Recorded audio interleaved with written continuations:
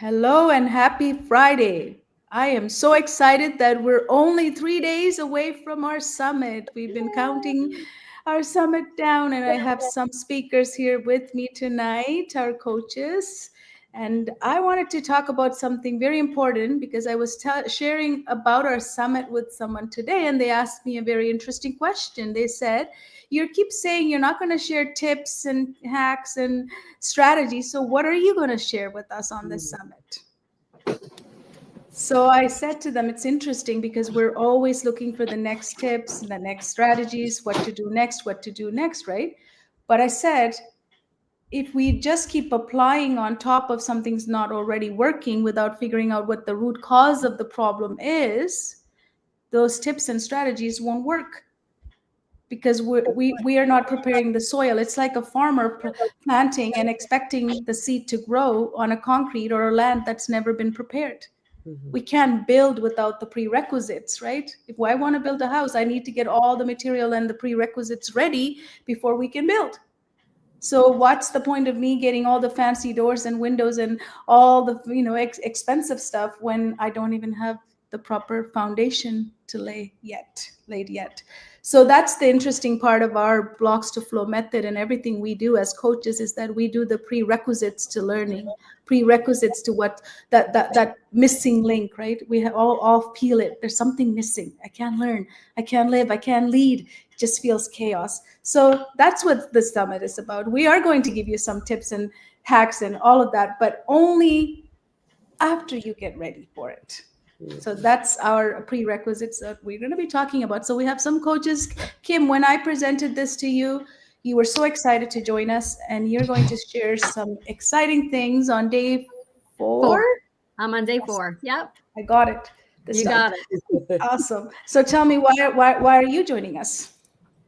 I'm just so excited to be a part of this movement. Your mission really spoke to me. That mission to touch 1.5 million families by 2035. And I figured this is a bigger stage, a bigger platform to be able to reach out to more families, and just share the blocks to flow method, to share the stories that we all have of successes, so that people who are feeling like this isn't going to work or this isn't working, to have some hope back in their lives. Absolutely. How frustrating were you as a teacher in the classroom to apply strategies and tips when you knew that the readiness wasn't there? Yeah, I mean, I left the educational field just a few months ago, and it was incredibly frustrating because we're cramming information down kids' throats and they're not learning ready. They're dysregulated, they're disconnected, they're addicted potentially to electronics, and they weren't learning and they weren't remembering. And it's just not a great space to be when you're dysregulated and disconnected and people are expecting you to learn. Yeah, it's sad. It's just very sad to deal with that, right? And even for the students, they feel very bad. Thank you. How about Caitlin? Why did you decide to join us? Yeah, so I was really excited about the topic that I chose to talk about at the summit. I'm talking about inheritance, and one thing that's been really obvious for me in my lifetime is just sort of the generational things I've inherited from family. On a really obvious note, I actually inherited the disease of alcoholism from my dad and from his mother. And I've also been really blessed to inherit the healing from that disease in my family, which has been completely miraculous. But having had that really obvious example, I've also kind of been more open to like noticing those smaller, sneakier examples of ways that maybe, my mother's tendencies to perfectionism were sort of like mirrored to me, and how I took that on, and that kind of became an identity for myself and was limiting myself in the ways that I kind of move forward. And then I could then see it the way I was projecting that then onto my students. And so I've been able to kind of identify some of those things for myself, and those roots that kind of really were blocking me, and then kind of blocking me from helping my students to grow and learn. And I really just wanted to be able to share some of that information, share some of those roots and those blocks that I've learned from, with so many other people, and help them kind of learn that idea of how we can recognize these things and not shame our the generations before us, not shame ourselves for what we're now passing on, but just start to flip the script, right? And just kind of notice those things with love. So I'm just really excited to talk about that this coming Thank you week. for sharing. Thank you for sharing. And you have made your pain into your purpose. So Yeah. thank you. Awesome. Andrea, how about yourself? Yeah, it's interesting because I started my journey really as an educator, trying to find something more for students and trying to find a better connection with students, especially coming from a background in special education. And I felt like something was missing. And it's ironic that I came into this with this idea of I'm going to be a learning success coach and this is what I'm going to do. But at the time, I had no idea how much it was going to influence me personally and my own personal experience with my life and my family. And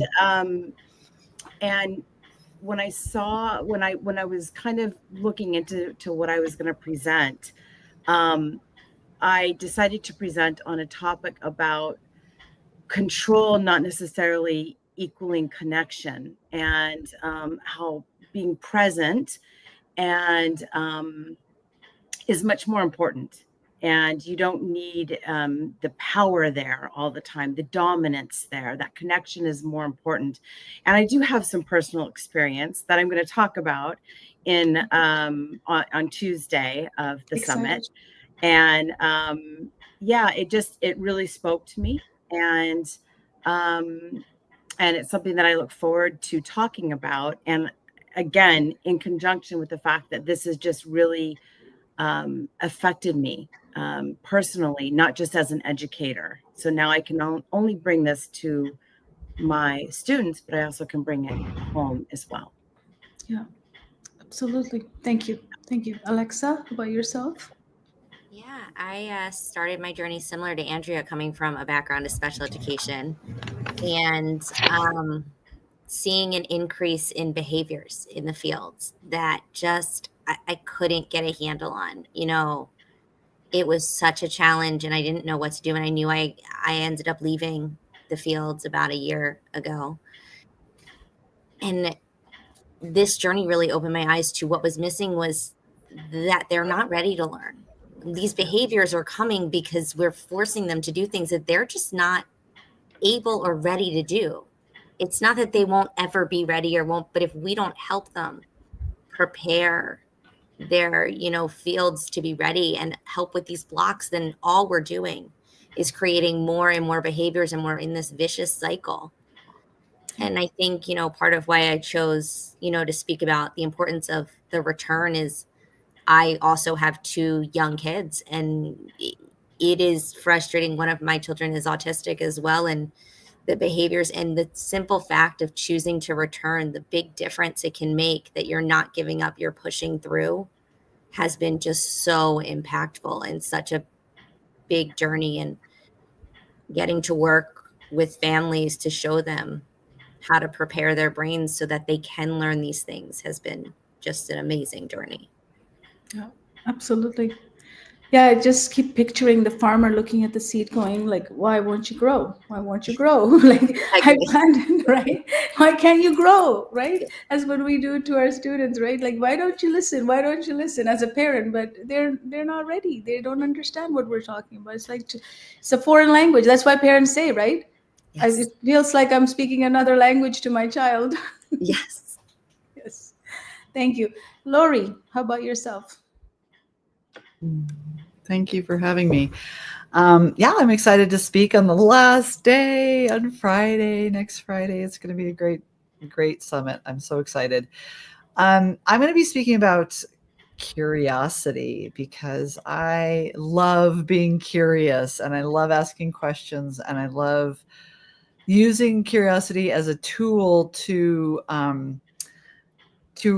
have more connection with your child. So I really felt like I wanted to speak at this because I think, like Kate was saying, that the topic really spoke And it spoke to, well, all of us have said that, right? That it just really speaks to us, that the topic we've chosen and the theme of the entire summit. And again, yeah, starting from the seed, going to the root, growing all the way up, but adding the blossoms of the tree, where just the curiosity and just helping your child and helping your family have that deeper connection by asking those really important questions that just shift from being reactive to curious. And I'm just excited to hear everyone speak and have the growth that little seed that you're holding is going to be for not just the student, but for all the families that are going to participate in this. It's going to be changing. I just can't wait to see all those little seeds growing and sprouting, and it's going to be beautiful. So that's why I chose. Yeah.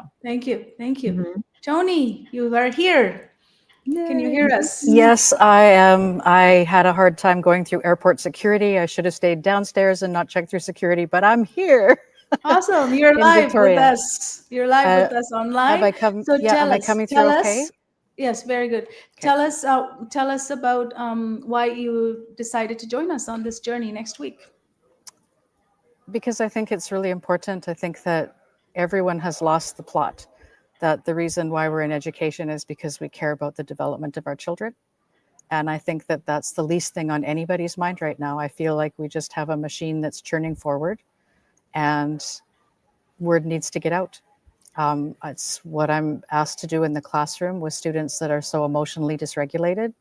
Doesn't feel like it's what's good for students anymore. And I think that there are a lot of people that don't know what to do. We can see this problem, we know that it's happening, and no one really knows what to do. And the opportunity to talk to a group of people, parents, that many people, and have them get an understanding of how children develop and how to work with children in a way that respects their development of their soul and their person. As a parent, I think I'm really looking forward to talking about leadership in that way.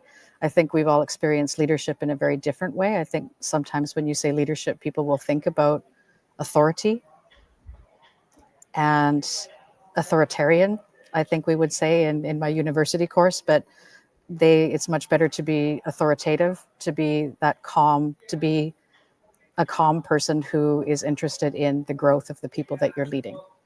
And it's going to be fantastic to talk to parents about how, if you stop with all of the things that the parenting books and society tells you that you need to do, the groundings and the go to your room and the reward charts and the sticker charts and all of that. And if you everyone seems to think that if you do all of that, you'll get a better connection with your child. I think parents are feeling that loss of connection, but those things are destroying connection. They're destroying connection in the classroom, and they're destroying connection in families. What families need to know is that if they connect first, eventually they won't need any of those things. And I think that will make families feel better. I think it's better for children. And I just think that that's what we've all experienced. And so that's what we naturally do. And there's so many stresses out there. And with teachers and with student teachers, when I can show them that and they see that it takes things off their plate and makes their job better. And I'm hoping that parents will see that message, that when they can become that kind of leader, it's going to take a lot of the work off their plate in the end. So, absolutely. Yeah, and I'm really excited because it's a crowd of people. It's going to reach out to more people than I've been able to reach parents in my classrooms over the years, if they come in and they're receptive to talk, but to reach an audience where everyone wants to listen and to be able to pass on this message after everyone is, not all of you, but after all of the other coaches who are sort of priming the ground for us, and then to come in and talk about leadership. I'm excited. Yeah. Thank you. Thank you. I want to ask you guys a question before we leave today. So if a parent is watching, or educator is watching, or someone who's working with students are watching right now, or children are watching, everyone talks about, come to our summit, we're going to teach you this, show you this. But more importantly, what are they feeling right now? Who should come to this if they're feeling what? Because feelings are everything, because we don't share feelings, right? Because we, Caitlin, you were saying how we are generationally told not to share feelings. We got to hide it, right? And pretend like everything is okay. So coming from that, what are they feeling right now? So I just want the feeling. So Kim, what are they feeling right now? The ones that need to come to the summit. Hopeless and helpless. Yes, absolutely. Yeah, thank you. Caitlin, what are they feeling?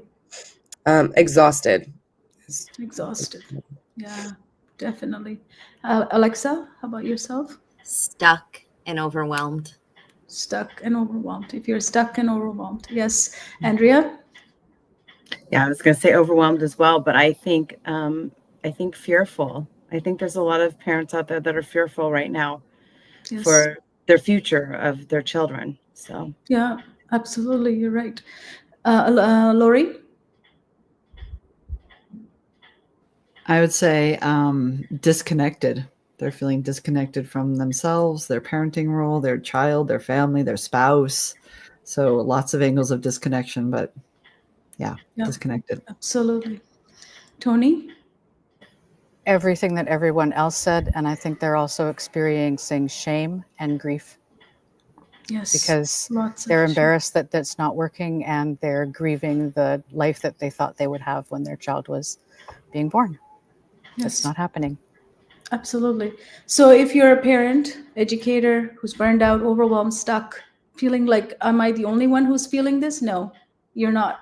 You're not alone. We're all feeling it. Something is not right. Something is off. This is a common feeling all of us have. All of us are feeling. So come to the summit. It starts August 11th at 9 a.m. Pacific Standard Time. The link to register is below this video. It's free to attend, and the replays will be also available. I know you'll be busy during that time. Some of you might be working. So we're giving the replay for free as well. So if you sign up, you're going to get all the links to the replay. Come and watch and join us and just ask us a lot of questions, because everyone is asking you to do more and more and more.